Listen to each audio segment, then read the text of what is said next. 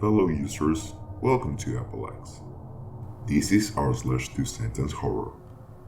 Enjoy. Day by day, I worried as my face slowly rotted in the mirror. It was upsetting to know that I'd be unable to hide for much longer how my wish for immortality had backfired. A murderer called me on my phone that he's inside my house. Well, about time I got someone here. I'm freaking starving.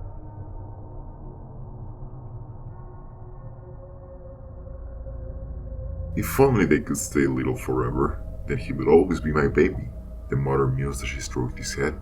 Her fingers ran over the shape of the still man's skull to a deeper crater, the contours of which he cares with a soft affection. My upstairs neighbor brings a different girl home every night, which only bothers me when the thumping and moaning of the red Dembos upsets my dog. But as I watch him leave for work this morning, it's just now occurring to me that I never seen any of the girls leave. I went back to my work after allowing my daughter to pretend play Russian roulette. It was only when I heard the gunshot that I realized I forgot to remove the bullets after killing her mother earlier that day. Waiting for the news of my missing wife was truly awful, but luckily my sweet neighbor came over and brought some of his homemade venison cover to cheer me up. It was only when I bit into something that felt like a silver ring that I realized what he meant when he said a little part of her would always be with me.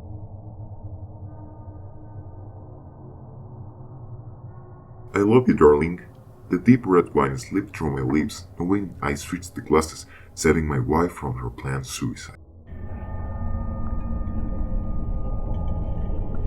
She emerged from the deepest part of the forest, bloodied, alone, and blinded with rage, rattle-washed with wrath as she set her abusive parents on fire using the power they stole from the witch at the cost of his brother's life. And she's only just begun.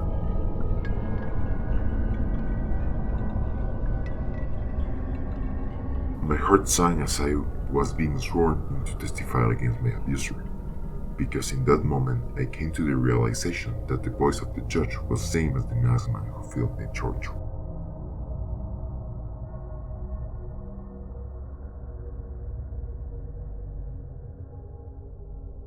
My mother screamed at me that it was not her responsibility to clean up my mistakes before shoving the mop and brushes into my hands.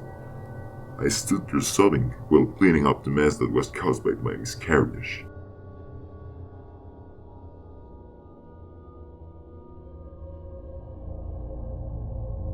The hunter proudly announced that there would be no more monster under my bed as he dragged his mangled dead body out of the house and took some money from my dad.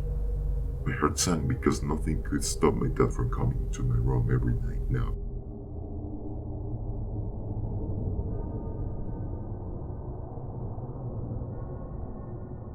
No matter how hard they pounded on the door, I wasn't going to let them in.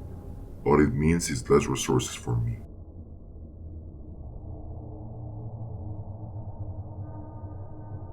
Don't worry, you'll be bringing into this world a really wonderful being, the man wearing a mask and white clothing told her. He then proceeded to carve cryptic runs deeply into her stomach, the audience chanting words of welcome for their long-awaited guest.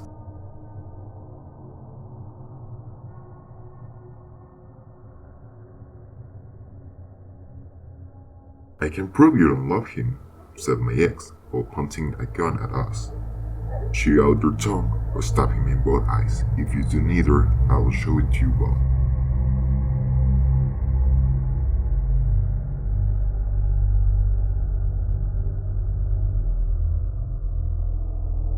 I breathed a sigh of relief as the social workers walked out in the front door, assuring me that their living situation would be looked into.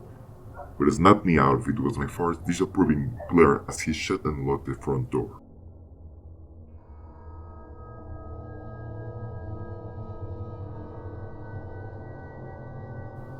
If you enjoyed this video, please make sure to leave a like and also subscribe to watch more of this. This is Apallax. Stay tuned.